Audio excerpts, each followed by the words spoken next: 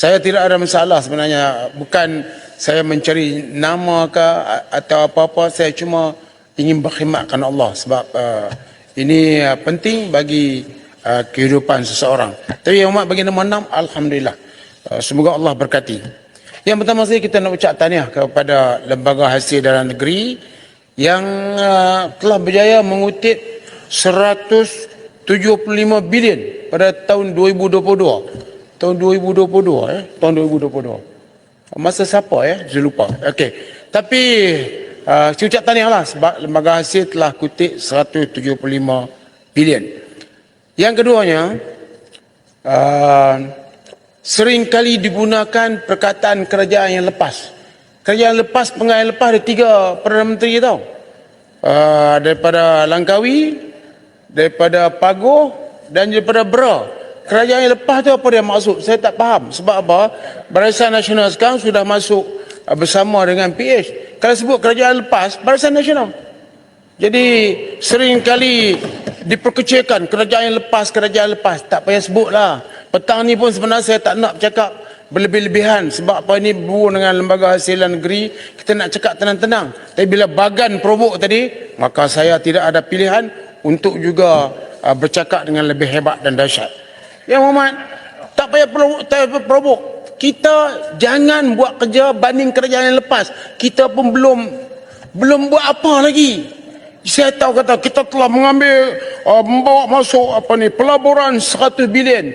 Tiang belum masuk lagi, simen sekampik belum masuk lagi. Ini pengumuman. Kini kalau betul pengumuman itu barang masuk, sudah pasti dia akan mendatangkan kesan kepada banyak perkara, termasuk tukaran wang ringgit kita yang mungkin akan lebih baik. Oleh kerana ini semua kita pengumuman, dan pengumuman ini akan mendatangkan kesan kepada pasaran saham kita. Tapi pasaran saham dengan kerajaan sebut 100 bilion, 170 bilion, tak ada kesan pun.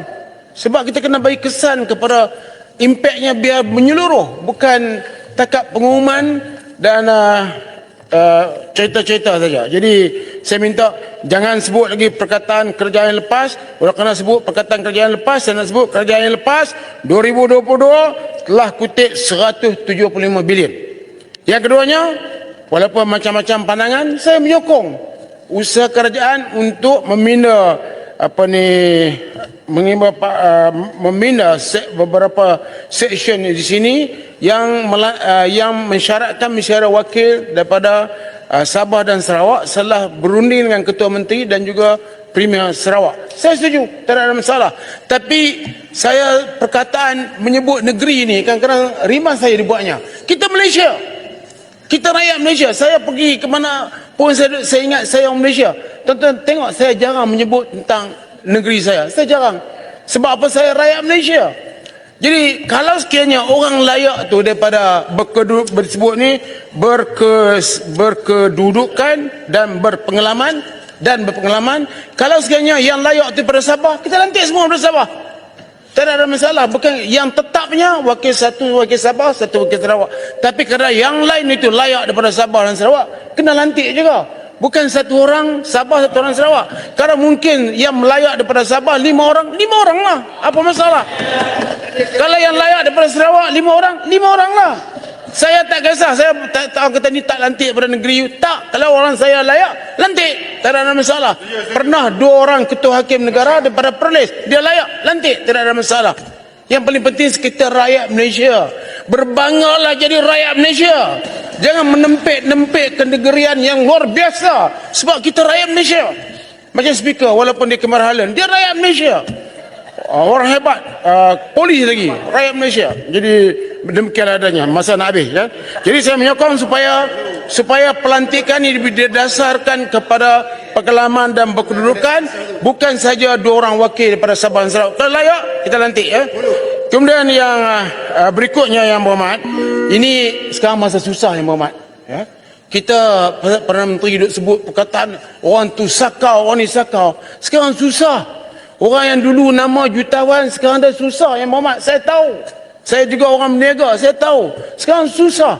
Jadi masa susah ni, cara Lembaga Hasil Negeri nak kutip cukai biar berhemah. Berhemah sikitlah. Saya tahu mungkin banyak kawan-kawan saya beritahu dia datang, sila bayar serta-merta. Saya rasa berhemah sedikit. Sebab orang cari makan dalam keadaan susah ni, dia nak baik. Kita yang paling penting bagi kesedaran, ini apa Timbalan Menteri, bagi kesedaran, bagi pendidikan bahawa membayar cukai itu adalah tanggungjawab kepada pendapatan yang telah didapatkan di negara ini. Tanggungjawab. Timbul kesedaran, dia sendiri nak bayar.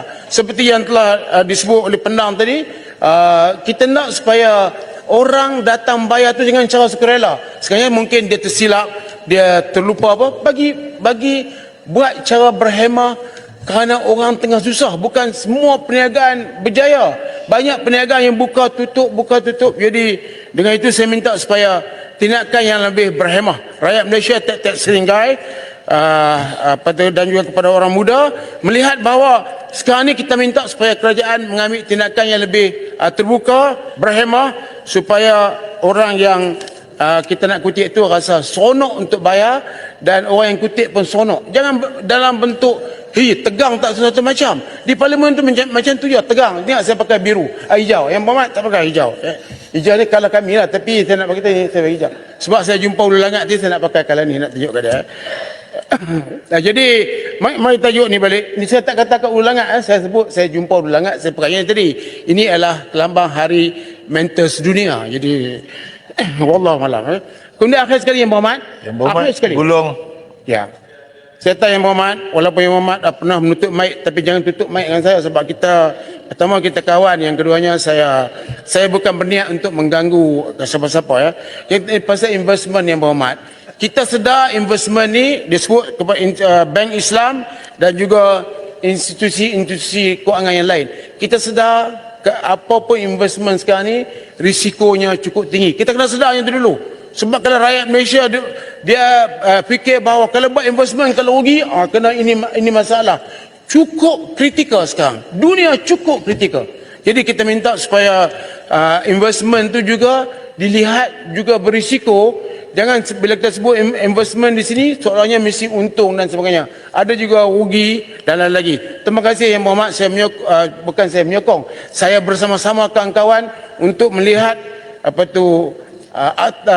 rang undang-undang ini dilaksanakan dengan sebaiknya. Dan juga kepada semua rakyat Malaysia, kita mengucapkan selamat berjuang kepada rakyat Palestin. Terima kasih. Assalamualaikum warahmatullahi wabarakatuh.